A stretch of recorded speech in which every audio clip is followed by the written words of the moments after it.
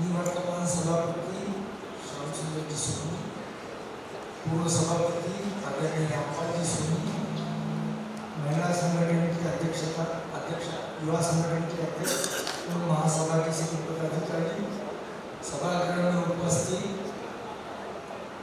कार्य समिति के सभी सदस्य, सभी प्रदेशों से आए हुए सभी अध्यक्ष, मैं माहेश्वरी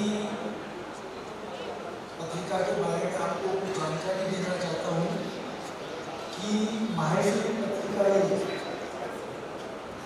हमारे जो बोर्ड के मेंबर हैं और हमारे जो सलाहकार हैं और आप सबके सहयोग से ये पत्रिका बड़ी सुचारू रूप से चल रही है।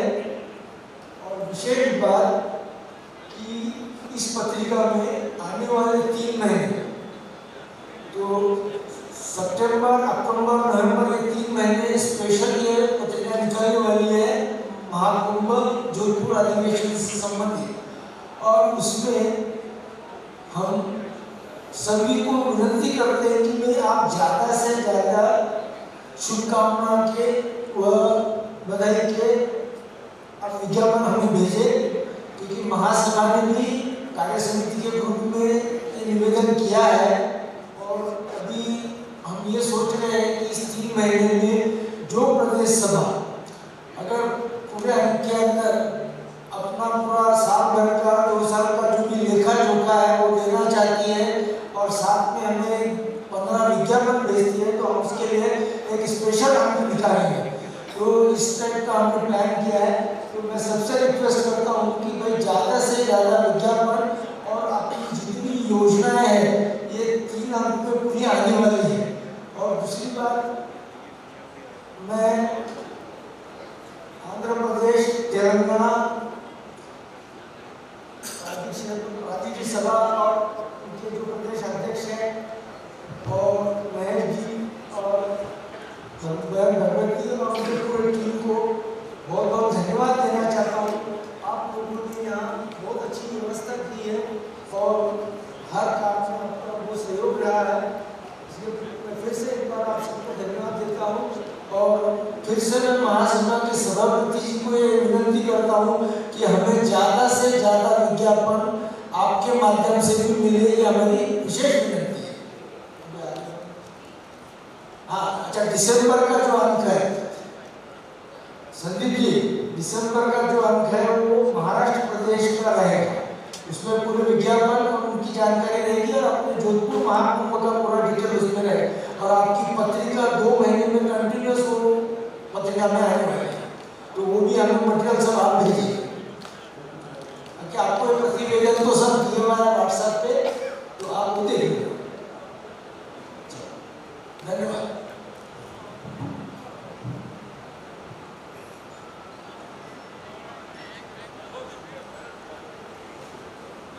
अगर पत्रिका संबंधित आपके कुछ प्रश्न वगैरह हो तो वे भी साझा आमंत्रित हैं।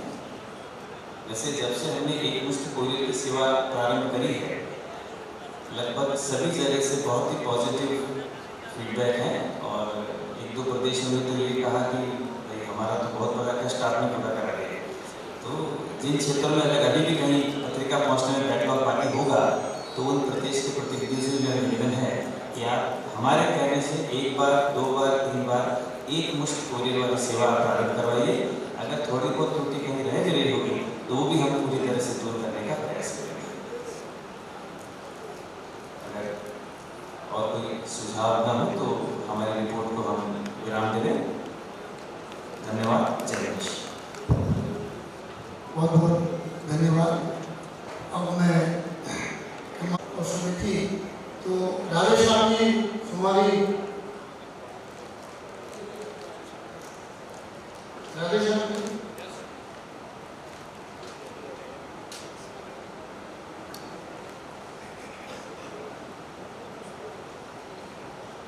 सारे न्यासों की रिपोर्ट आपको भेज दी गई थी व्हाट्सएप पे। और राधेश्याम जी भी आपके समक्ष शॉर्ट में अपनी बात रखते हैं और कोई भी बात उनसे पूछती है तो वो उतरने के बाद उनसे आप व्यक्तिगत संपर्क कर सकते हैं।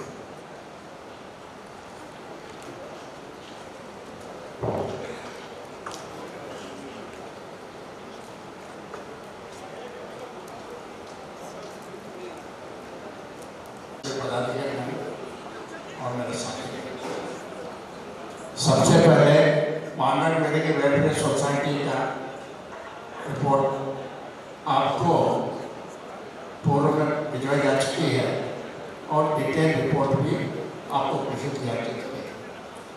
आप उसमें कोई सुझाव देना चाहें तो सहर्ष आमंत्रित है। मुख्यतः मानव मेडिकल वेलफेयर सोसाइटी में अभी जो संशोधन किया गया है वो ये है कि सर्वाइकल कैंसर के लिए टीकाकरण की योजना चल रही है। उसमें पहले 6 लाख तक की आय वाले परिवारों तक की हम सहयोग करते थे, उसको बढ़ाकर अब 10 लाख रुपए तक के आय वाले परिवारों को सम्मिलित कर दिया गया। दूसरा, अब वो बेड खत्म हो गया है, 300 से ज़्यादा नहीं हो, जितनी जिला अस्पताल की संख्या है उसके आधार पर वो सर्वाइकल कैंसर कैंप लगा सकते हैं। हम उसको निरंतर सहयोग प्रदान करें। कंपनी से ट्रस्ट द्वारा माननीय स्वामी साहब द्वारा अनुमत किया हुआ है जो कम दर पर 1200 रुपये प्रति टीका के रूप में उपलब्ध कराते हैं। इसमें आप सब इसी के मूल्य पर खरीदारी करें। अगर आपको कोई समस्या है तो ट्रस्ट को आप बता दें, ट्रस्ट इसकी व्यवस्था कर दें। इसके संबंध में और इसको कुछ बात कहनी हो तो कर सकते हैं। सर्वाइकल टीकाकरण बहुत महत्वपूर्ण कार्यक्रम चल रहा है और अब तक ट्रस्ट द्वारा और उनके सहयोग ट्रस्ट द्वारा 40 लाख रुपए की सहायता दी जा चुकी है और इससे ज़्यादा पैसा स्थानीय समाज का लेने हैं, क्योंकि फैमिली आईडी बहुत आवश्यक है और बहुत सी जगह फैमिली आईडी पूर्ण नहीं करते हैं, इसलिए कुछ पैसा शायद कम मिला होगा। तो मेरा अनुरोध है कि फैमिली आईडी फोन करें और फोन करके ही आपको सूचित करें।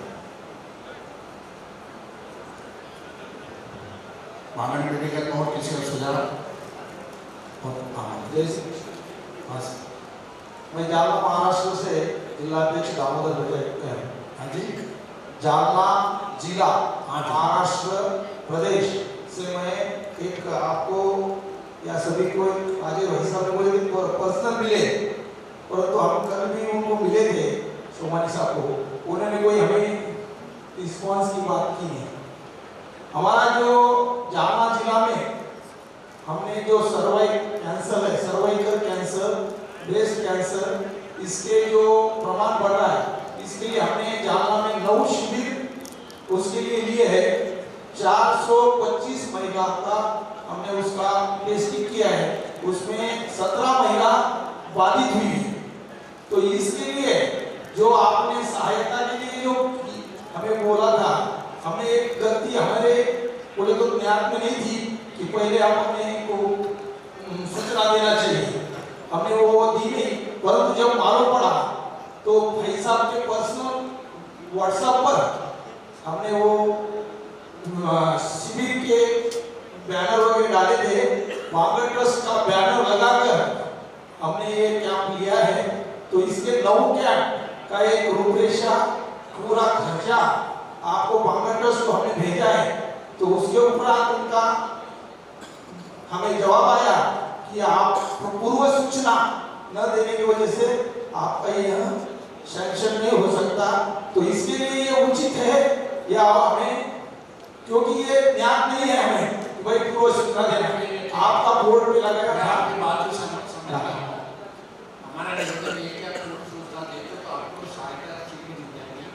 अब आपने सूची दे दी है, उसकी हम जांच करके आपको जो सहायता है वो मिल जाएगी।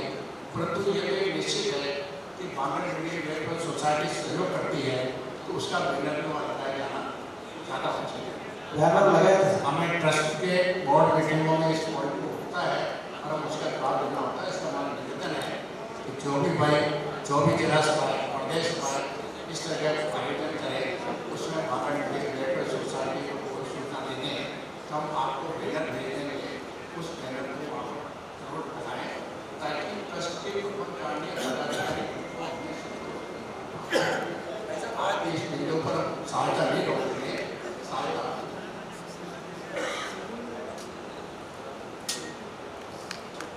दूसरा, कृष्णा जैन स्मारक ट्रस्ट। इसकी भी आपको वायरल की जा चुकी है नियत तिथि पर 5 तारीख को, और डिटेल रिपोर्ट भी आपको अभी महाजन बोर्ड सब के मोबाइल पर आ चुकी है। इसमें भी आपको कोई सुझाव हैं तो आप हमें सुझाव दे सकते हैं। चार्टर्ड ट्रस्ट ने जो अभी कल भी हमारे पदाधिकारी मीटिंग में प्रश्न आया था कि जो भाई विदुर है, मतलब उसकी पत्नी की डेथ हो चुकी है, वो विदुर है और उसकी आय के साधन नहीं है, तो इसके लिए एवरीवन रिलीफ सोसाइटी से हमारी वार्ता हो चुकी है। कृपया वहाँ पर आवेदन करें या आवेदन हमको भेज दें, हम एवरीवन को आवेदन भेज देंगे, वहाँ से उसको 1500 रुपये महीने की सहायता प्राप्त हो जाएगी। और कोई भी अगर आपका कोई सुझाव है तो आप जरूर दीजिए, हम उस सुझाव को सुसंपन्न करें।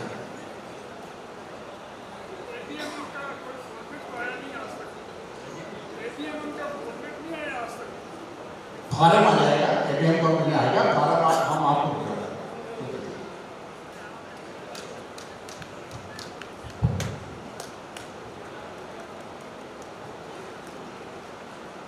तीसरा बलिदान स्वामी शिक्षा शोध केंद्र है। जगदीश कोटा अपने पारिवारिक कारणों से आ चुके हैं। इसकी रिपोर्ट भी विस्तृत भी आपको वायरल हो चुकी है और ये रिपोर्ट आ चुकी है। मैं इस संबंध में श्रीमान श्रीकांत बालदी साहब से अनुरोध करूँगा कि वो बलिदान स्वामी शिक्षा शोध केंद्र को महत्वपूर्ण रूप से देख रहे हैं, तो आप इसमें अपना कुछ जो भी मत है या इसका संबंधित है उसके लिए मेरा अनुरोध है कि आप इसको पर्याप्त करें। अन्य कोई सुझाव अगर हो इसमें जो रिपोर्ट हमने आपको भेज दी है उसमें कोई सुझाव हो तो आप हमको दे सकते हैं, उसका बालदी साहब। बालदी साहब, वीर सोनी की रिपोर्ट के बारे में बताएं, बलिदान सोनी के बारे में बताएं। पूर्व सभापति महोदय,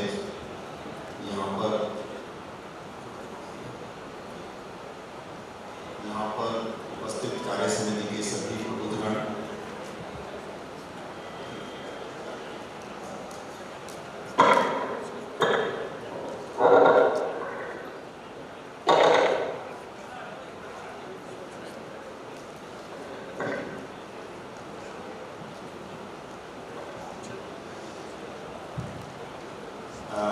मुझे बोलने का मौका मिला है। मेरे साथ में हमारे मिशन IAS के जॉइंट कोऑर्डिनेटर जी भी हैं।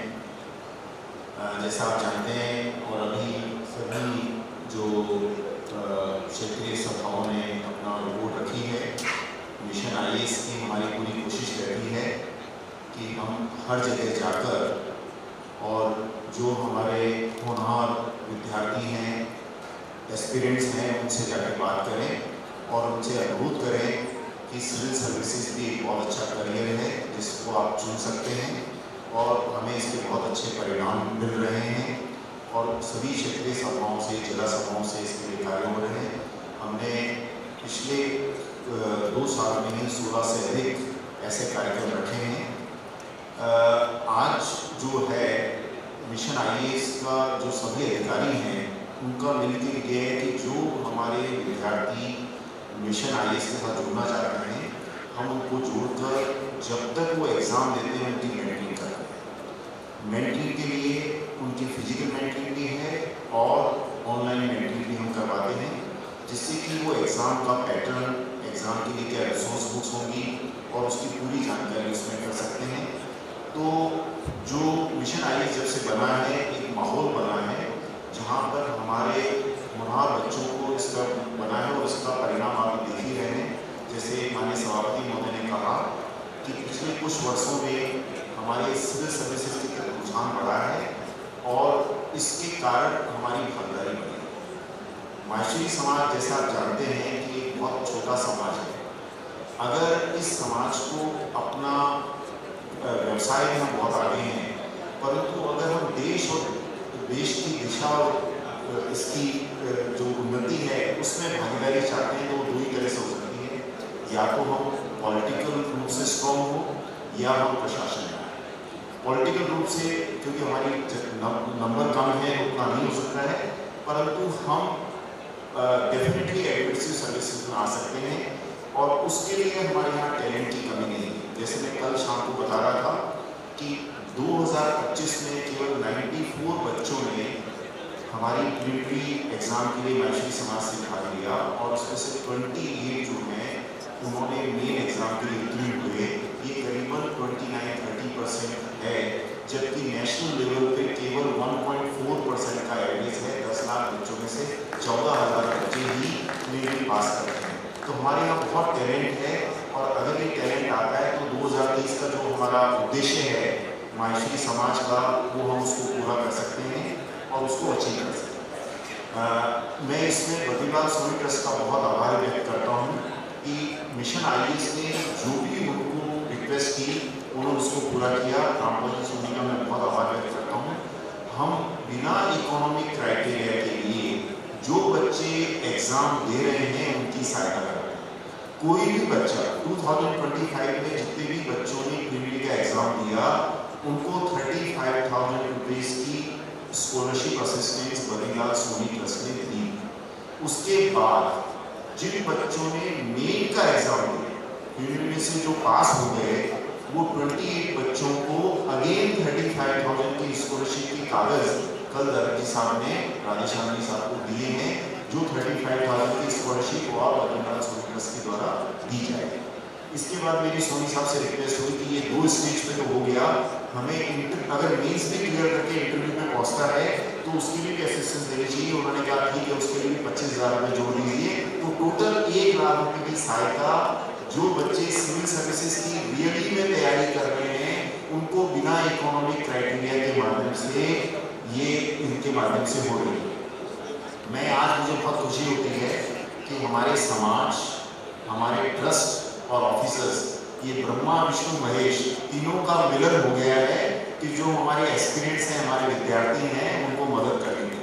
तो अगर इन तीनों के बाद में अगर विद्यार्थी को आगे लाने का काम हमारी जिला सभाओं का, राज्य सभाओं का है कि वो उन बच्चों को हमें दें मिशन IAS को, जिससे कि हम उनको आगे पूरा गाइड करके, मेंटर करके उनको आगे बढ़ा सकें और इस मिशन को जो पूरा करने का उद्देश्य कर सकें। मैं पुनः बहुत बार हमारे सामने बात आती है कि माहेश्वरी समाज जो है वो व्यवसायिक समाज है, हम प्रशासनिक सेवाओं की तरफ क्यों जा रहे हैं।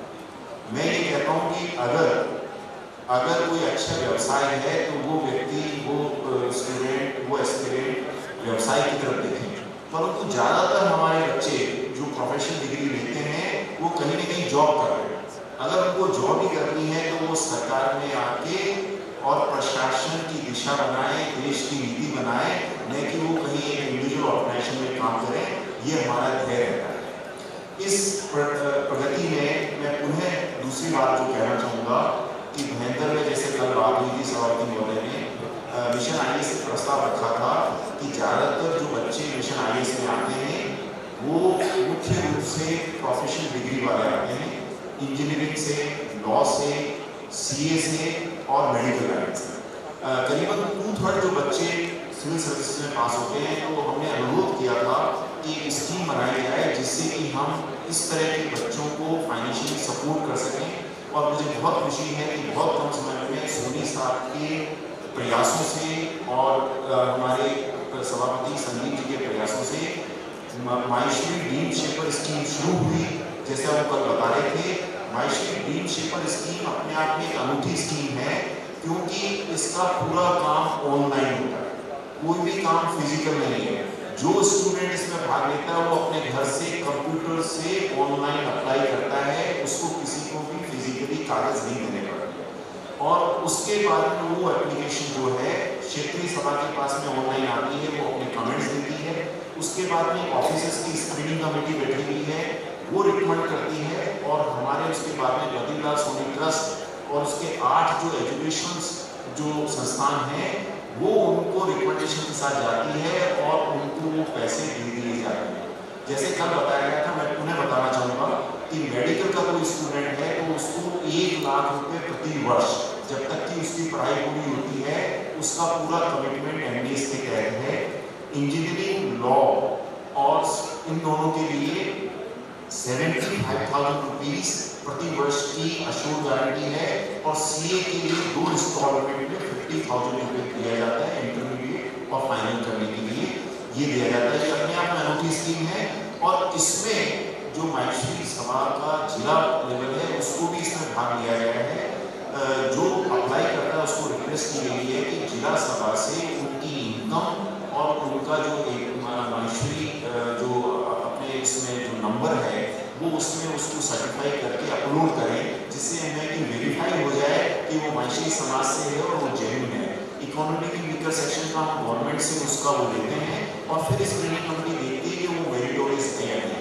क्योंकि बहुत बार ये बात आई, चर्चा आती है कि हम जो इकोनॉमिकली वीकर सेक्शन देख रहे हैं, गरीब है तो उसको मदद कर दें, तो सबको मदद करना इसलिए संभव नहीं है कि मेन पर्पज इसका मेधावी बच्चों के लिए है, माहेश्वरी ड्रीम शेपर्स। अगर हम देखें तो आजकल इंजीनियरिंग कॉलेज तो बीएससी से भी ज़्यादा खुल गए हैं, इंजीनियरिंग कॉलेज में भाग लेना बड़ी बात है।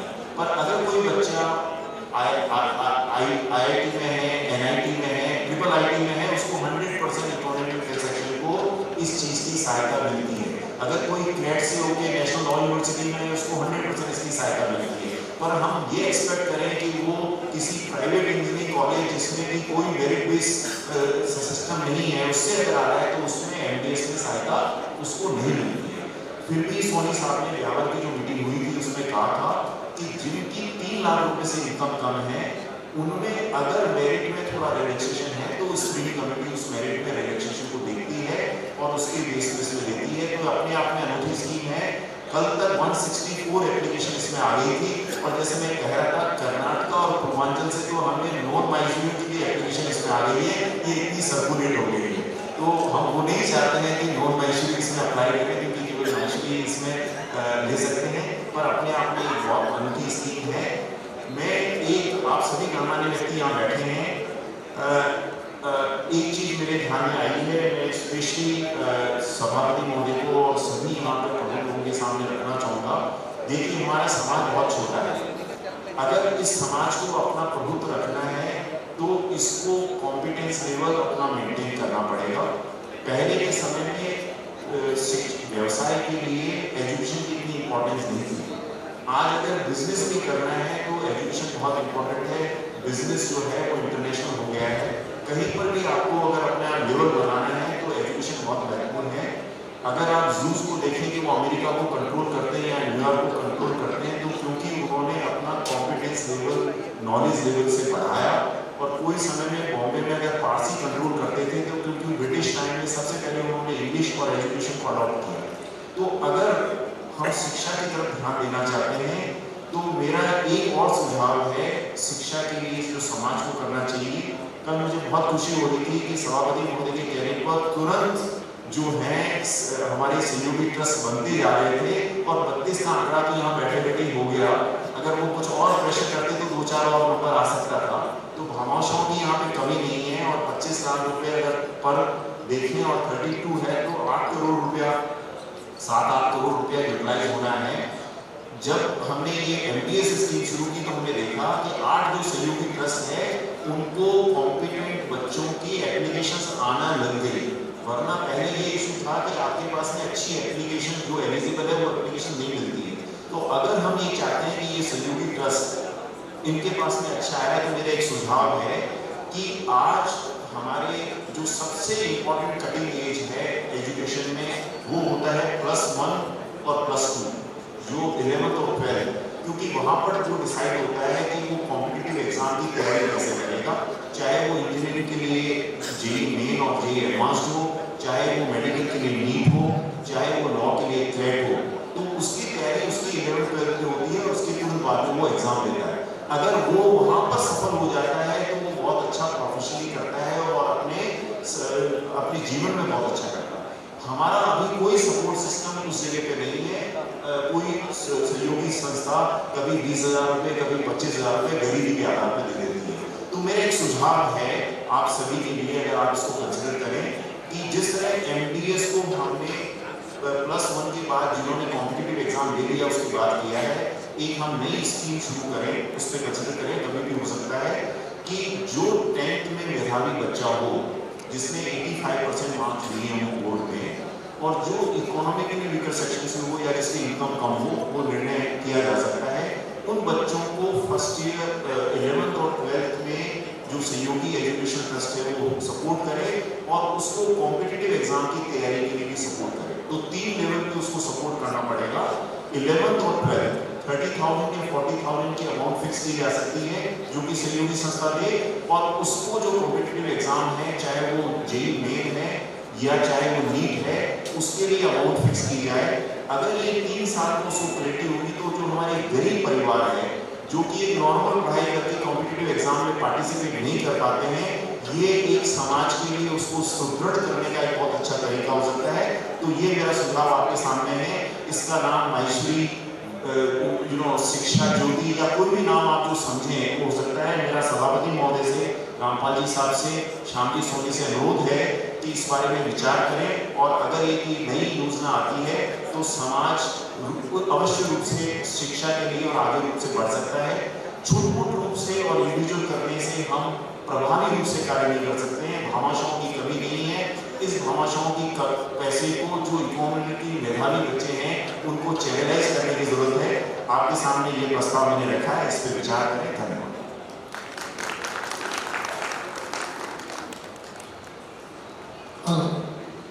बहुत बहुत सूर्य भवन का उसके चेयरमैन साहब बैठे हैं। आदरणीय रामपाल जी सोनी साहब से मैं अनुरोध करूँगा कि उसकी रूपरेखा अपने उद्बोधन में बताएं। आदरणीय रामपाल जी सोनी।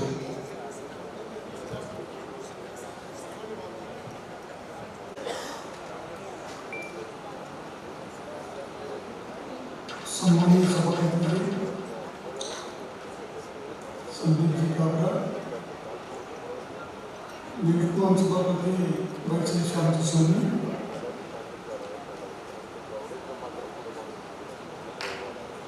महासभा के सभी सम्मानित पदाधिकारीगण, कार्य समिति के सभी सम्मानित सदस्यगण, आंध्र प्रदेश महिषी सभा के अध्यक्ष जी भाई श्री महेश जी बल्लभ, अयोध्या प्रोजेक्ट के बारे में जानकारी देने के लिए सभापति जी ने निर्देश दिया।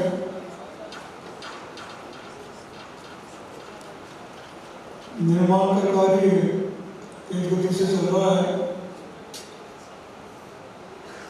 जो नींव का काम था, फाउंडेशन का काम था, सारी क्योंकि वहाँ पे जमीन जो है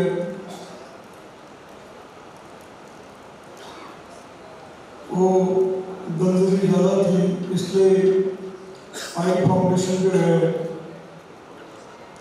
उसमें काम में ली गई और इसीलिए इस काम में फाउंडेशन का काम पूरा करने में काफ़ी समय लग गया। अब ये सारा काम हो चुका है। बेसमेंट का काम पूरा हो गया है। फर्स्ट फ्लोर और सेकंड फ्लोर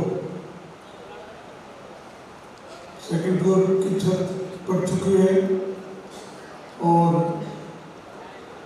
जिस गति से काम चल रहा है उसमें कोशिश रहेगी कि टावर नंबर 1 जो है, जो करीब 7 मंजिला है, इसको जो ढांचे का काम है वो अगले 7-8 महीनों में पूरा कर लेंगे और उसके बाद जो है फिनिशिंग का काम शुरू हो जाएगा। ऑडिटोरियम और वेंकट हॉल, इसकी भी फाउंडेशन का काम पूरा हो चुका है। बेसमेंट छत पर हम आ चुके हैं और काम जो है तेज गति से चल रहा है। निर्माण का कार्य बनारस से भाई श्री अजय जी का लोकेंद्र जी करवा, राजकुमार जी कोठारी, शंकर जी सोमनी, इन लोगों की देखरेख में निर्माण का काम चल रहा है ताकि क्वालिटी के ऊपर जो है पूरा चेक जो है लगा रहे। दिल्ली का जो आर्किटेक्ट है उसकी समय समय पे विजिट हो रही है। क्वालिटी के मापदंड के लिए अलग से चेकिंग की सारी व्यवस्था की हुई है और सहयोग से धन की कोई कमी नहीं है। आज भी हमारे पास में जो है करीब 50 करोड़ रुपए बैलेंस के अंदर है और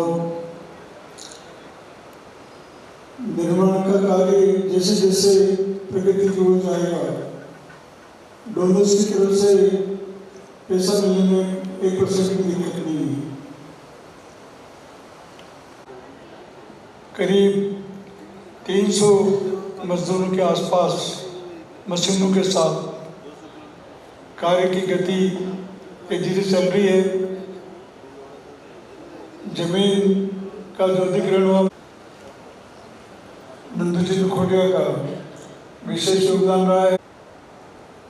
करीब करीब हर 3-4 दिन में को जो सहयोग देना चाहिए वो पूरा सहयोग अयोध्या प्रोजेक्ट को महासभा की ओर से मिल रहा है। ये उनका जाना हो क्या हो वो सादा आमंत्रित है और आज से एक चीज अयोध्या शहर के बाद कर रहा हूँ मैं।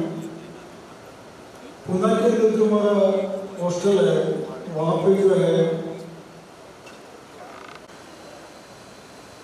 हॉस्टल बनके तैयार हो गया है। उसके जमीन में जो भी रिनोवेशन करना था करीब 80-90 लाख रुपए जो है उसके ऊपर वे हो गए हैं और मैं ये बात को इसलिए कह रहा हूँ जो उनके जितने भी प्रदेश है वहाँ के विद्यार्थी इसका लाभ उठाया मुझे दी हुई है, इसलिए मैंने ये बात आपके सामने रखना अच्छी समझा। अयोध्या प्रोजेक्ट और उसके बारे में और कोई भी जिज्ञासा हो तो आप मतलब पूछ सकते हैं और कोई भी सुझाव हो तो सुझाव सदा आमंत्रित है। जय गणेश, जय हिंद। प्रगति चल रही है और बराबर उसके देख रेख का जुम्मा आदरणीय सुनील साहब, सामने साहब सभापति जी के निर्देशन में बराबर रिपोर्ट हर 10-15 दिन में बनारस की जा रही है और बराबर नंदू जी कलकत्ता से आके उस काम को गति प्रदान कर रहे हैं। अतिशीघ्र आपके समक्ष होगा और ये आप जब भी आयोजन बनाए तो जरूर उसका अवलोकन करके आए। अब नंदू साथ में अपने सभापति जी के आगे से अन्य विषय पे अगर किसी को कोई बात रखनी हो तो वो अपना हैंड रेज करके अपनी बात रख सकता है।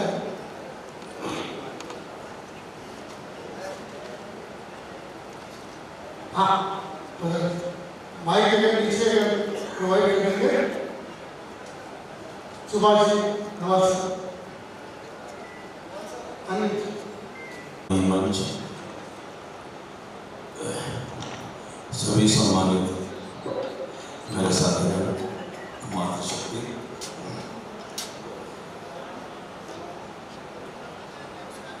राम जन्मभूमि है तो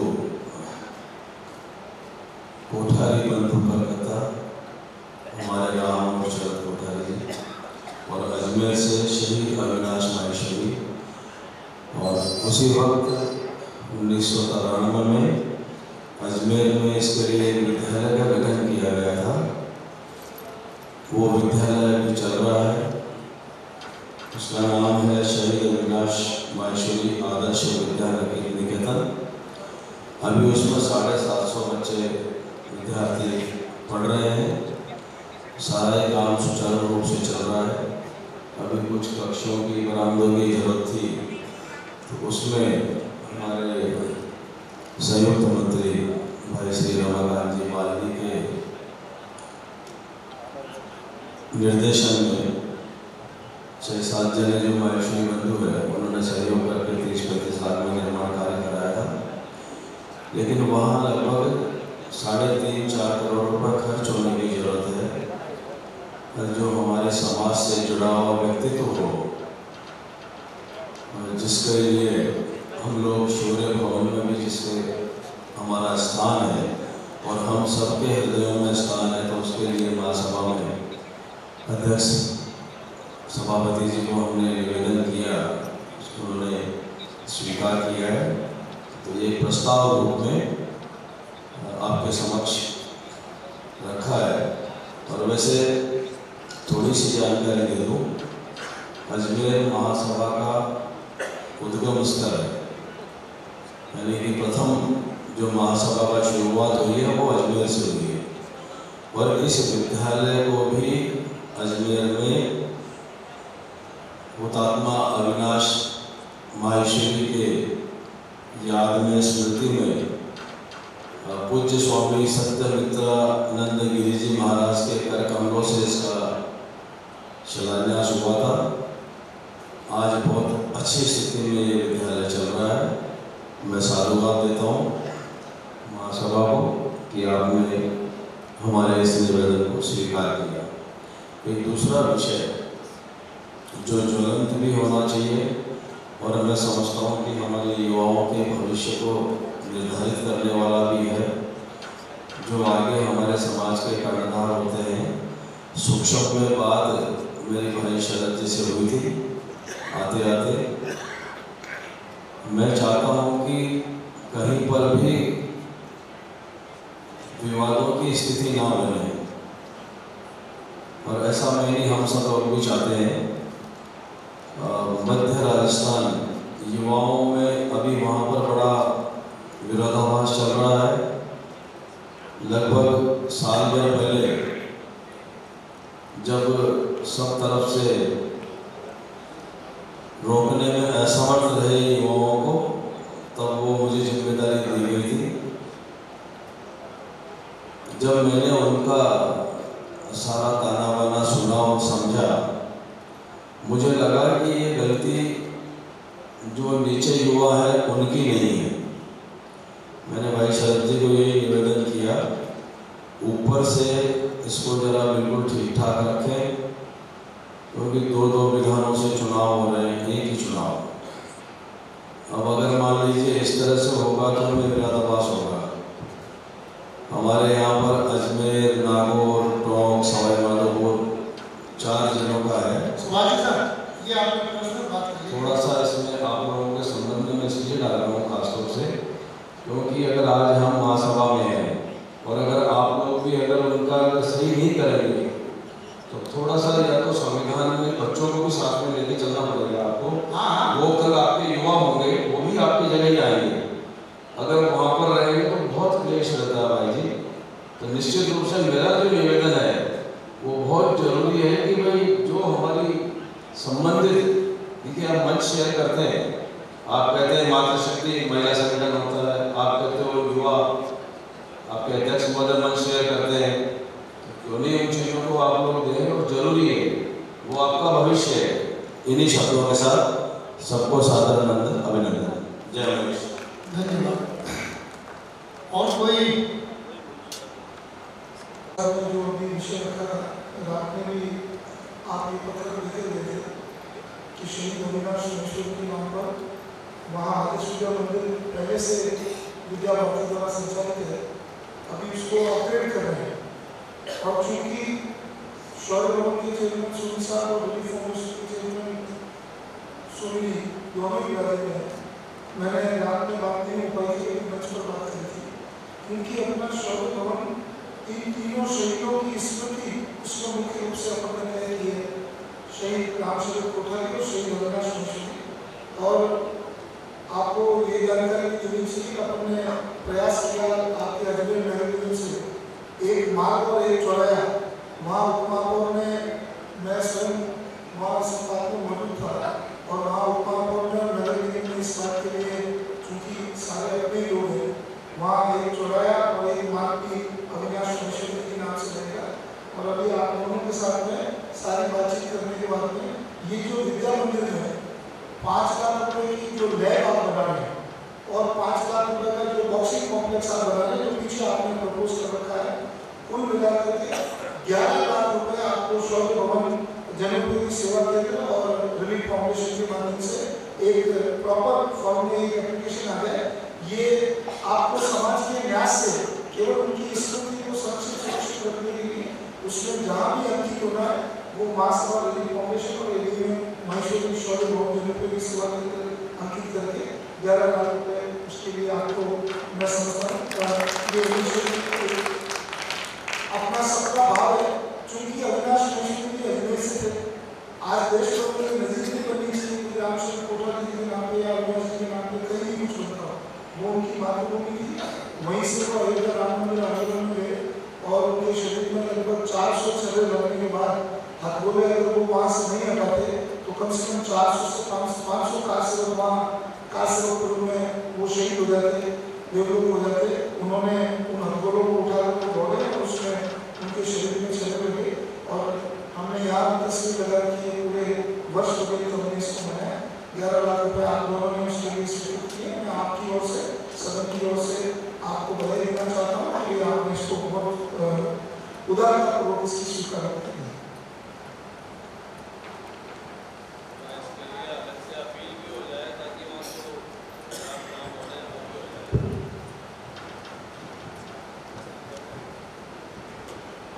और कोई सामाजिक विषय में भी यदि कोई बात रखना चाहे तो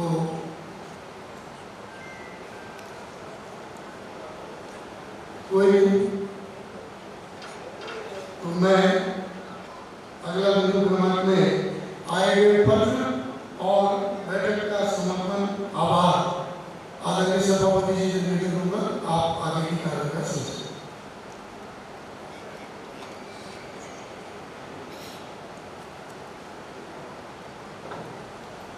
देना चाह रहा हूँ कि ये अपने महाधिवेशन में अगर भीलवाड़ा रूट से बाई रोड कोई आ रहे हो तो विजयनगर समाज की तरफ से सूचना है कि वो नाइट स्टे की उनकी खाने की व्यवस्था एक दिन पहले की वहाँ कर सकते हैं। तो आप इस बात का ध्यान रखें, भीलवाड़ा अजमेर के बीच में विजयनगर है और विजयनगर से जोधपुर करीब 200 किलोमीटर पड़ता है, 200 से कुछ ज़्यादा ही पड़ता है, अजमेर से 200 है। तो ये नाइट स्टे की व्यवस्था वहाँ पे उनकी हो सकती है। उनके कंसर्निंग पर्सन्स के नंबर जो है हम उसमें डाल देंगे, कृपया इसका ध्यान रखें। धन्यवाद। उसमें मुंबई का पत्र है और वो अर्थमंत्री जी के साथ बात होती है, उसकी ऑडिटेड बैलेंस शीट उनको अपना कॉपी भेजती है। उन्होंने ऑडिटेड बैलेंस शीट मांगी थी कि ऑडिटेड नहीं है, आपने ऑडिटेड को उनको भेज दी है। इस पत्र का ये हो गया है। प्रवीण जी सोमानी का पत्र महेश्वरी से अपने को मिला था, महेश्वरी ने विज्ञापन को लेकर के मेरी बात होती है प्रवीण जी से, राजकुमार जी से। वो जो भी कहीं मान लीजिए डिफरेंस रहेगा, समझने की भूल थी, उसको ठीक होकर के वो पेमेंट जमा हो जाएगा। कल इनकी मदद से उसका करवा होगी। एक जुगली सोमानी का पत्र है एडीएम रिलीफ फाउंडेशन के संबंध में और विधान संशोधन के संबंध में। उसमें विधान संशोधन के संबंध में क्योंकि अभी वो विधान का संशोधन करना प्रस्तावित नहीं है, जब विधान संशोधन का काम हो उस वक्त में, और अभी जो वर्तमान में जो विधान समिति बनी हुई है उनको पत्र में आगे आपका फॉरवर्ड करूँगा। और मेरे ख्याल से रिलीफ फाउंडेशन के संबंध में आपको सारी जानकारी मैंने भी आज सदन दी कि भी आपकी जो जो भी समझी है, तो मैं समझता हूँ उसमें सदन में अगर आप जाए, मुझे नहीं लगता उसमें कोई आपने फॉर्मेट का कहा है, फॉर्मेट का नोट करके बात भी हो गई है। एक इसका फॉर्म बनाने की बात है, फॉर्म नंबर पहले भी किया गया था कि भाई कोई रिलीफ फाउंडेशन का एप्लीकेशन फॉर्म वो बना के अपलोड कर देंगे। हाँ, आगे कागज को बोला हुआ है और बात होती है उसको बना के अपलोड कर देंगे, कोई दिक्कत नहीं।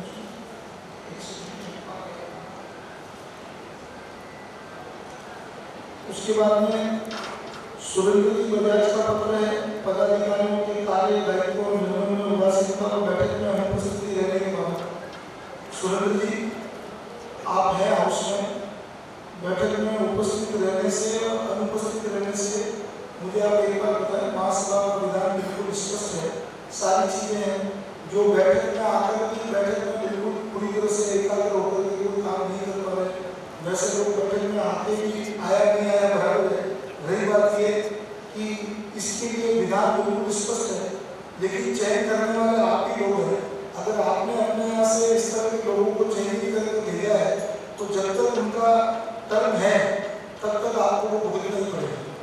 इसमें महासभा कुछ भी नहीं कर सकती, क्योंकि हमारे यहाँ जो पदाधिकारियों का चयन है उसमें कुछ मंचाई होगी, कुछ अनचाई होगी, जोड़ तोड़ करके भी लोग आ जाएंगे और आने के बाद भी जोड़ तोड़ करेंगे।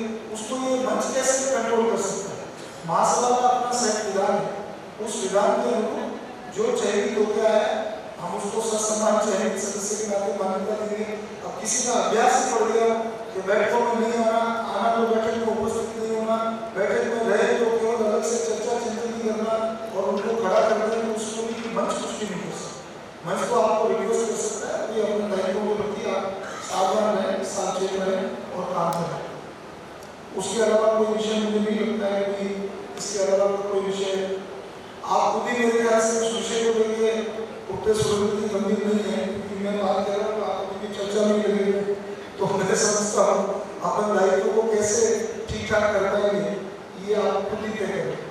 बद्रीनाथ जी भट्ट का पत्र है, जातीय जनगणना में महेश्वरी दिखाने पर चर्चा करें। भट्ट जी बद्रीनाथ जी कहाँ है? बद्रीनाथ जी ये पत्र मैंने देख लिया है, हाउस को सबको ये बात पता है। देखिए जातियाँ संविधान में अनुसूचित है, जो वहाँ उसमें एनरोल्ड है, उसमें महेश्वरी नहीं है। एक बात। दूसरी बात, महेश्वरियों में आज मान लीजिए आपके पास में जो पासपोर्ट है, लाइसेंस है, ड्राइविंग लाइसेंस है, जन्म प्रमाण पत्र है, वो अपनी खुद की मान लीजिए मैं कारवां को संगीत कारवां के नाम पे है, आप नामवान सुनिए तो इनके नाम पे होगा, इनके नाम पे होगा। उसमें अगर वो महेश्वरी लिखेंगे तो बाद में वो सारी चीजें कहीं भी टैली नहीं होगी। इसलिए ये डिबेटेबल है, इसके लिए प्रयास से ओबी तक भी ये बात पहुंचाई है कि संविधान में इस चीज को अपन कैसे आपके यहाँ ये प्रॉब्लम ज़्यादा है, क्योंकि वो मेरे ख्याल से आपके यहाँ माइनॉरिटी लिंग्विस्टिक का वो आपको बेनिफिट मिलने की बात है। तो इसका जो भी पत्राचार हो सकता है उसमें अपन सदन में सभी लोगों को चर्चा करने की बजाय उसमें जो भी प्रयास आपने किया है उसकी कॉपी आप मुझे दे दें, जो पत्र में आपने लिखा जहाँ जहाँ भी आगे कहना होगा अपन कहेंगे। और मैं कहता हूँ जोधपुर अधिवेशन के दौरान भी आप अपना पूरा बना के मेमोरेंडम आप दे सकते हैं, अपने जितने भी विदेश आपने को दे सकते हैं। कोई उसमें अब 22 तारीख से जनगणना चालू होने वाली है, उसमें तो साहब जो अपने पहले लिखा है वो लिखिए, उसको मैं भी कैसे बदल सकता हूँ, आप भी कैसे बदल सकते हैं? वो अभी तक कोई प्रारूप आकर के देखिए, अभी तक केवल जातीय जनगणना की घोषणाएं हुई और इन घोषणाओं के पीछे भी ईमानदारी से बिहार चुनाव के पहले ये घोषणा करके अपने सरकार ने जो भी करना था, लेकिन अभी तक उसका ईमानदारी से अपन बिना कारण उसमें परेशान हो रहे हैं। नहीं छूट रहा है, सभी जगह छूटा हुआ है, जुड़ गया है। हाँ तो आप उसकी कॉपी हमको दे दें, बाकी जगह जुड़वा नहीं दे। अभी 22 सितंबर से 7 अक्टूबर तक जातीय जनगणना हो रही है, जो शैक्षणिक एवं आर्थिक रूप से पिछड़े जातियों की जनगणना में अभी बैकवर्ड ओबीसी कमीशन जो कर्नाटक का है उसमें जो जातियों की सूची दी गई है अदर देन बैकवर्ड क्लास में, उसमें 811 नंबर में माहेश्वरी की जाति आ गई है। मगर शैक्षणिक रूप से उसको कोई भी नंबर का बेनिफिट नहीं मिलता है, क्योंकि अगर कर्नाटक में वैष्णव या श्री वैष्णव जाति अगर हम लिखते हैं तो उसमें अपने को रिजर्वेशन मिलता है, माहेश्वरी लिखने से नहीं मिलता है। मगर कैसे भी केंद्र सरकार भी अगर जाति जनगणना चाहती है, पूरे हिंदुस्तान में हम माहेश्वरी कितने हैं यह भी हम सबको जानकारी मिलेगी, ऐसी मेरी भावना है। इसलिए स्पष्ट निर्देश मिले कि भाई हम माहेश्वरी भी लिखें या जो पहले से चलते आ रहा है वैसा। इसमें जो हमारे काम किया है, लंबे समय से कर्नाटक प्रदेश काम कर रहा है, आगे भी किसी अच्छे एक्सपर्ट से अपन राय लेके लीगल एडवाइस देके आप लोगों ने जो काम किया है उसका सब लीगल कैसे आपको फायदा मिल सकता है उस पर अपन काम करेंगे। मदन जी का जबलपुर का पत्र है, कल 5 अप्रैल है और उस बात के आधार में आपके प्रादेशिक कार्यकारी मंडल के सदस्यों के बारे में है, वो आपके प्रदेश स्तर पर जो भी निर्णय होगा वो महासभा में नहीं कर रहे हैं, पत्र का जवाब आपको भेज देंगे। रामगुरु जी मुंडा भगवान ने जो पत्र दिया उस विषय पर भी व्यापक चर्चा होगी, व्यक्तिगत रूप में जवाब भेज देंगे। राकेश जी मोहम्मद नीला जी बिहारी के पत्राचार है कार्यकारी मंडल के सीटों के आवंटन के संबंध में, वो पत्राचार निवर्तमान चुनाव अधिकारी जी और नवनिर्वाचित चुनाव अधिकारी की आपस में बात करके उसको तय करें, उसको किस तरह से निर्णय लेना है और बाकी पदाधिकारी बैठक में उस सारे पर चर्चा होगी, दोनों आज के पदाधिकारियों से भी चर्चा होगी, तो इससे जो भी करना है वो आप लोगों को समझ महेश जी यादव का दिल्ली का पत्र है, चुनाव अधिकारी की नियुक्ति के संबंध में नियुक्ति करना मेरे हाथ की बात नहीं है, हाउस जिसको भी तय करेगा वही आदमी नियुक्त होगा। और उन्होंने वहाँ कोई उनका प्रादेशिक चुनाव का मैटर है वो मेरे ख्याल से हाउस में रखने की बात की व्यक्ति के जवाब मैं देकर उसको खत्म कर सकता हूँ। अन्य कोई सब्जेक्ट अगर आपके पास में है तो उस सब्जेक्ट पर अगर कोई बात करने की कोई विषय रखना है तो आप सब लोगों को टाइम है, अपन अपनी बात रख सकते हैं कि हमारे को पुराने विषय पर बात करनी है, किसी चीज़ पर वीडियो पर बात करनी है, किसी एजुकेशन समय की बात करनी है। वैसे तो एजेंडा आपको जब समय में भेजता है तो एक अपेक्षा भी करते हैं कि समय में अपना कोई व्यक्ति पहले से अपना नाम निराश करके भी हम विषय पर मैं ढूंढना चाहता हूँ, लेकिन इसको बाहर हम सब लोग चर्चा करने के साथ बोलने का अवसर एजेंडा में बढ़ेगा तो बोलने का अवसर होगा। एजेंडा के विषय पर आप बोल रहे हैं, तय करके आप अपनी बात को रखें तो भी हमको इस विषय पर बात करना है, लेकिन कभी पर्ची आई नहीं है, अभी भी इसकी कोई जानकारी नहीं है, अभी भी हाउस के से कोई अपनी बात को रखना चाहता है तो रख सकता है। और उसके अलावा आप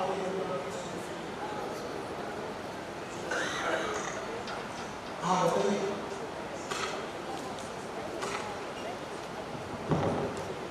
अभी मालवी जी ने कहा था कि 11th और 12th के बच्चों के लिए स्कॉलरशिप और मेरिटोरियस स्टूडेंट्स के लिए अलग से योजना बना है, तो उसके लिए मेरा सुझाव है कि स्कॉलरशिप देते हुए अगर हम एलन इंस्टीट्यूट से उनसे कुछ एक एग्रीमेंट कर रहे हैं तो कंसेशन रेट में या फ्री में उन बच्चों को अगर वो एडमिशन दे दे तो ये काम हो सकता है।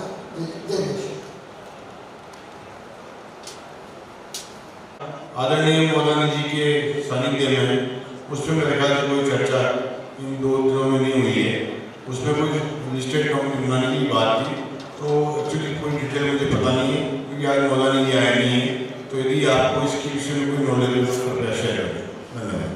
हमने अधिवेशन के रजिस्ट्रेशन के लिए टाइम दिया, तो मेरा सदन से निवेदन है, हमने जब टाइम मांगा है तो क्या हम यहाँ से कमिटमेंट करके जाएंगे कि अपने अपने प्रदेश से हम कितने लोगों का रजिस्ट्रेशन कर सकेंगे?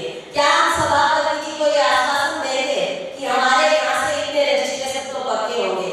होता है कोई भी योजना ली जाए एक बार में काम होता है कि हम उसके एक्सटेंशन की बात करते रहते हैं, तो अगर हमें सभापति जी ने एक्सटेंशन दिया है और मंच ने एक्सटेंशन दिया है तो हमारा भी दायित्व बनता है कि हम अपने यहाँ से कितने कितने लोगों को रजिस्टर करके भेजेंगे। इसकी चर्चा की जाए तो क्या मुझे लगता है बेहतर होगा। और अपने पास इसके लिए आप लोगों से अनुरोध है कि जोधपुर अधिवेशन में आप लोग अपना वापस कि हमारे प्रदेश से हम इतने सदस्य लाने का विश्वास दिलाते हैं। अगर इसमें आप लोग सब अपनी एक राय दें तो 10 मिनट का समय है, अपनी अपनी बात रखें और मंच के नीचे माइक भेजा मैंने, अगर कोई बोलना चाहे तो जरूर अपनी बात रख सकते हैं।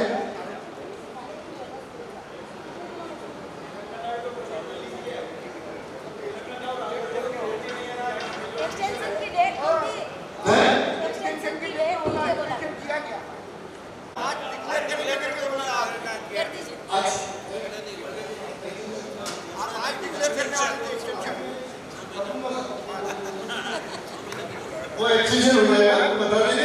आप केवल अपना कमिटमेंट हो वो रखना चाहते रखिए। अरे आप वहाँ ही रखिए ना।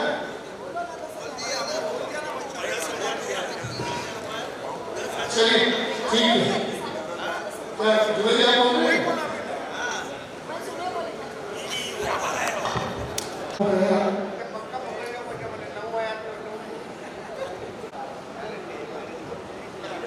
तेलंगाना आंध्र प्रदेश के फैसले से बाद केस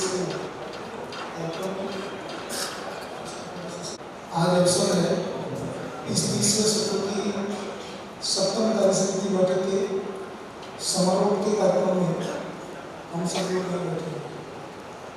सबसे पहले तो कल से आज तक हम लोगों ने किन चीज़ों को ग्रहण किया, क्या चीज़ें देखी, क्या समझी, उस पर चर्चा इस समारोह में हम सब लोगों को जरूर करनी चाहिए कि हम क्या यहाँ से लेकर जाएं। मुझे लगता है कि हम सब लोगों ने बड़ी संख्या में उपस्थित होकर हमारे सारे मंच के विधायक पदाधिकारी, निवृत्त मानव पूर्व सभापति जी, हमारे जितने भी युवा संगठन, महिला संगठन के पदाधिकारी और प्रदेशों के अध्यक्ष, कार्य समिति के सदस्य के साथ में जिला अध्यक्षों ने भी बड़ी संख्या में सहभागिता की। इसके लिए सबसे पहले तो मैं उन लोगों को धन्यवाद और आभार देना चाहता हूँ कि आपने समय निकालकर श्राद्ध पक्ष में भी यहाँ लगभग ये 2 दिन की बैठक, हमने 2 दिन का ऐसा प्लान नहीं किया था, लेकिन अब समझ में आता है कि ये बैठक अपन 1 दिन में भी, लेकिन आने जाने वाले के लिए ऊपर मिला करके उतना ही समय लगता है। इसलिए सोचा कि एक लोगों को दर्शन के हिसाब से, के हिसाब से सुविधा है। पहले तो उन सब लोगों के प्रति आभार। दूसरा, जितनी भी हम सब लोगों की चर्चा हुई, चर्चा अलग अलग विषयों पर हुई और मुझे इस बात की खुशी है कि इस बैठक से जो निष्कर्ष और आउटकम हम निकाल पाए, मेरे ख्याल से अपने महासभा की बैठकों में समाज के प्रति समर्पण का जिस तरह का भाव कल हैदराबाद में आपने देखा कि एक बैठक में अपने बिना आग्रह के केवल भाव, व्यवस्था, डिस्कसमेंट की व्यवस्था, पारदर्शिता को देखते हुए 3 परिवारों ने अपने आप को और इस श्रृंखला में जोड़ करके अपने महासभा की ट्रस्ट योजना को पूर्णता की ओर 31 अपने को ट्रस्ट बनाने की कल्पना की और कुछ सहयोग ट्रस्ट के लिए अपने दिमाग में कहा कि 31 लोग को सालाना पैसे दे दें और कुछ लोग ट्रस्टों के माध्यम से, मतलब हॉस्टल्स के माध्यम से काम करें। मोटा मोटी जो लक्ष्य लेकर के अपने चले थे वो लक्ष्य पूर्णता की ओर हुआ। उसमें हैदराबाद में अपनी मीटिंग के सारे वातावरण में जो उसमें सबने सहयोग किया है, उसके लिए मैं उन सारे दानदाताओं के प्रति, आप सब लोगों के प्रति बहुत सारा साधुवाद व्यक्त करता हूँ। हमारी बैठक के दौरान हमने जिन जिन विषयों पर चर्चा चिंतन किए, कुछ हमने प्रस्ताव आदि भी लिए, लेकिन मैं समझता हूँ अब समय आ गया। महासभा के हमने कल तक 2 साल 53 दिन थे, आज 2 साल 54 दिन हो गए और हमारे को जितना कार्यकाल मिलता है उस कार्यकाल में हमको एक-एक दिन, एक-एक घंटे में हमने समाज के लिए क्या किया। मैं ये नहीं कह रहा हूँ कि सारे कार्यकर्ता पूर्णकालिक हो गए, सारे कार्यकर्ता घर छोड़ करके केवल समाज का काम करना शुरू कर दिया, लेकिन हम सब लोग जब यहाँ बैठक में बैठते हैं, हमारे आंचलिक पदाधिकारी जब अपनी रिपोर्ट अपने प्रदेशों के माध्यम से देते हैं, तो हमको ये विचार करना चाहिए कि कुछ प्रदेश तो काम किस गति से कर रहे हैं और कुछ प्रदेशों के पास काम दिखाने के लिए कुछ भी नहीं। रिपोर्ट बना के इसलिए लानी पड़ती है कि कुछ न कुछ बोलना है, जबकि आप यदि, मैंने भी नीचे बैठ करके बहुत सारे प्रदेशों की रिपोर्ट को सुना और मैं इस बात के ऊपर किसी के प्रति टीका टिप्पणी नहीं करना चाहता। फैब्रिकेटेड रिपोर्ट और काम करके बोलने वाली रिपोर्टों में बहुत फर्क होता है। इसको सदन को और हम सब लोगों को समझना चाहिए और हम जो मंच पर बैठे मंच अधिकारी, हमको भी अपनी इस जिम्मेदारी को समझना चाहिए। यदि हमारे अंचलों में प्रदेशों के माध्यम से अपेक्षित काम नहीं हो रहा है तो यहाँ केवल प्रदेश अध्यक्ष नहीं, अब यहाँ हमारे जिला अध्यक्ष भी हैं जो 1000 से ऊपर के जिला अध्यक्ष हैं, अपने को भी उनके साथ बैठ करके यहाँ जैसा भी समय निकले 1 घंटा 2 घंटा उनके साथ बैठ करके प्रैक्टिकली उनको क्या प्रॉब्लम आ रही है महासभा की योजना को इम्प्लीमेंट करने में, अपने ट्रस्टों की सुविधाओं को नीचे तक ले जाने में, उन सब के साथ बातचीत का अपने को एक सिलसिला चालू रखना चाहिए। और शायद यही कारण है इस सत्र की शुरुआत में अपन ने 1000 से ऊपर की सारी जिला सभाओं के अध्यक्षों को महासभा की कार्यसमिति में बुलाने का जो निर्णय लिया कि वो कार्यसमिति में स्थायी रूप से आए।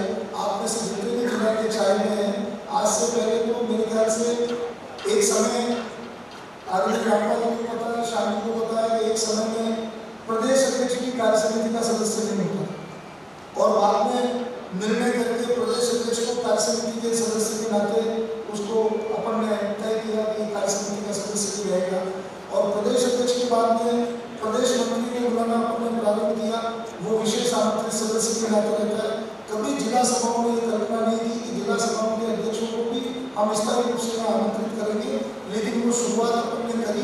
शुरुआत करने का अच्छा प्रतिशत मिला, अच्छा रिजल्ट मिला, लेकिन हम सबकी भी जिम्मेदारी है, प्रदेश अध्यक्षों की भी जिम्मेदारी है कि अपने नीचे की हायरार्की को साथ संभाल करके उनके साथ पूरी योजनाओं पर चर्चा करके हम अपने काम को संपादित करें, ये बहुत आवश्यक है। अपन ने महासभा के माध्यम से जिन जिन ट्रस्टों को जिन जिन योजनाओं को लागू किया है उनकी सारी जानकारी यहाँ अभी मान लीजिए मैं आपको कह रहा हूँ मिशन आईएएस को लेकर बाल्दी जी ने जो जानकारी दी है, बाल्दी जी ने जो विषय को रखा है, कल हमारी जब ट्रस्टों के साथ मीटिंग हो रही थी, उस मीटिंग में बाद में रात को बाल्दी साहब के साथ बात हो रही थी, उन्होंने कहा संदीप जी आपने 150 फिगर बोला है, अब तक 165 एप्लीकेशन अपने पास आ गई, उसमें से 55 से अधिक बच्चों को अपन ने पेमेंट कर दिया है और उसका जब डेटा एनालिसिस किया तो उसमें से 55 बच्चों में से 55% केवल महाराष्ट्र प्रदेश से। ये बात इसलिए कह रहा हूँ कि जहाँ जागृति है, जहाँ काम नीचे तक पहुँचाने का हमने काम किया, वहाँ लोग उस योजना का लाभ ले रहे हैं, उसके हिसाब से काम कर रहे हैं।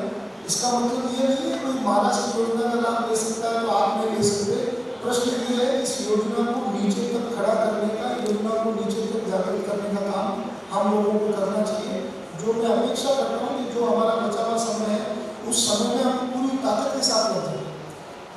इस तरह का माहौल, इस तरह का वातावरण, ऐसी व्यवस्था, इस तरह का डिस्पर्समेंट का मैकेनिज्म, ये ठाकुर जी की कृपा से ये सारी चीज़ बनी है। जो भी कल्पना कर रहे हैं, कल आपने कहा कि प्री प्राइमरी जो प्रिम्स के एग्जाम के पहले की जो आपने योजना अभी रखी है, आप और सुनिशा लोग बैठे हैं, आपकी मेरी रात को बात हुई थी और मैं उम्मीद करता हूँ उसमें से जिन जिन कामों को अपन कर पाएंगे उस योजना को एक बार अपने तीनों लोग बैठ करके MDS स्कीम में MDS का नेक्स्ट काम हम कैसे उसको कर सकते हैं, उसको करके उसके संबंध में भी कोई काम करेंगे, ये आप निश्चित रूप से मान लीजिए।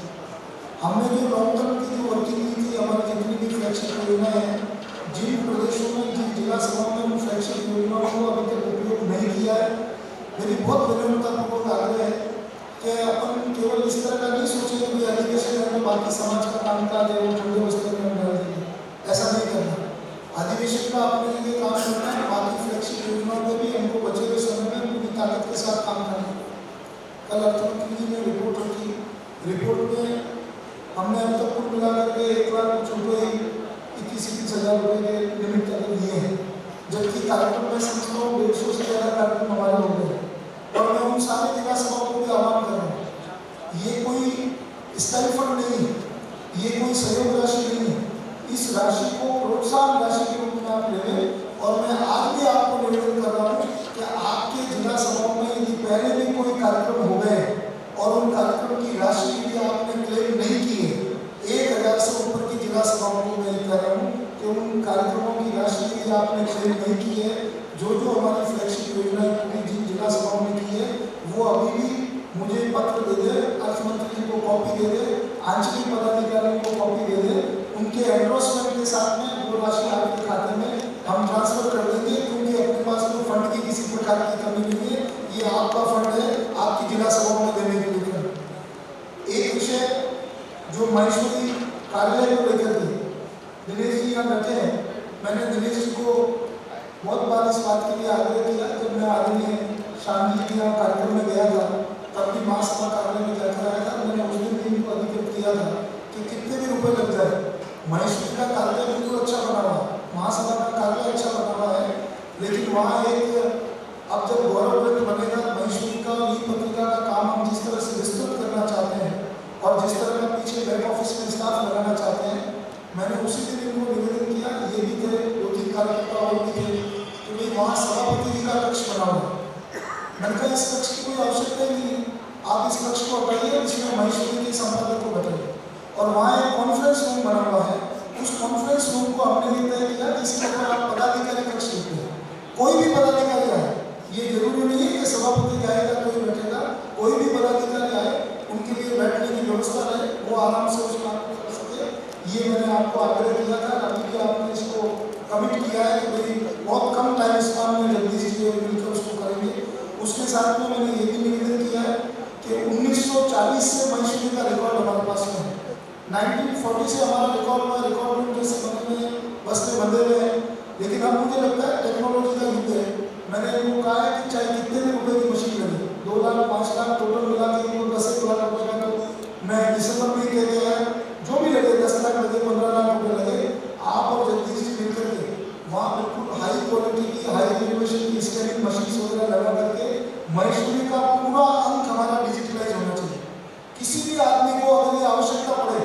भाई मुझे 1940 में महेश्वरी देखनी है, वो 1940 पर क्लिक करेगा और उसको OCF में वो सारी महेश्वरी विजुअलाइज होगी। उसको लगता है 1995 में क्या हुआ, 1990 में क्या हुआ, 1955 में क्या हुआ। आजकल इस तरह के सॉफ्टवेयर है।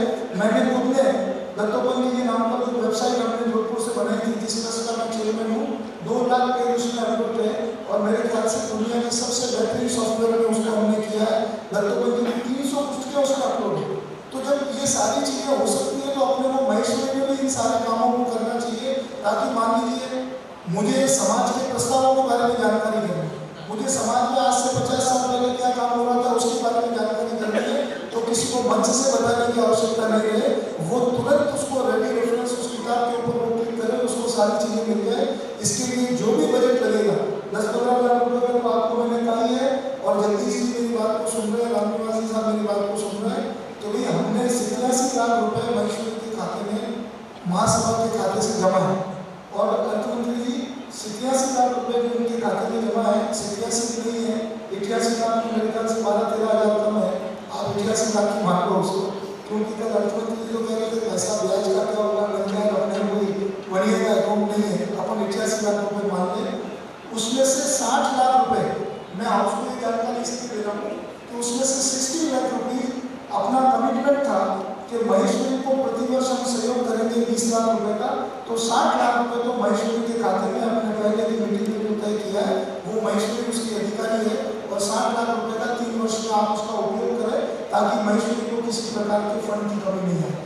और दूसरा, उसके निमित्त आप उस पैसे के माध्यम से जहाँ हमको जो हमारे कम आय के परिवार है जिनको महेश्वरी उनको फ्री भेजना है, उसको पीरियडिकली आप कुछ ऐसे 1000-2000 परिवार तय कर लें कि 2000 परिवार, 1000 परिवार हम आने वाले हर 2 महीने से एक परिवार को महेश्वरी का अंक भेज दें। अभी महेश्वरी के अंक की भी लगभग शिकायत समाप्त सी हुई है। मेरे ख्याल से पूरे पोर्टल में पिछले कई महीनों में 5-6 शिकायत नहीं हुई है। वो वाजिब है और इतना बड़ा काम करते हैं, 5-10 शिकायत उसमें आ भी सकती है। तो जो बचे हुए 27 लाख रुपये आपके पास में पड़े हैं, उससे आप महेश्वरी के कार्यालय का रिनोवेशन, महेश्वरी को इक्विप करना। और मेरी ये इच्छा है आने वाले समय में, मैंने पहले दिन भी इस बात को कही थी, 50 बार पदाधिकारियों की बैठक में भी कह चुका हूँ कि महासभा के कार्यालय में मैंने आदरणीय राठी जी को, दिनेश जी को भी ये बात कही, लेकिन मैंने साथ में एक बात और कही, मैंने कहा दिनेश जी अपने से पैसा बहुत बड़ा चूकता है, क्योंकि अपन एम्प्लॉय अपॉइंट करके काम करने का काम मेरे ख्याल से शांति पैसा बिराज ने पिछले सत्र में भी पूरे पाँव पटकते रह गए कि भाई हम यहाँ एम्प्लॉय अपॉइंट करें। मैं आज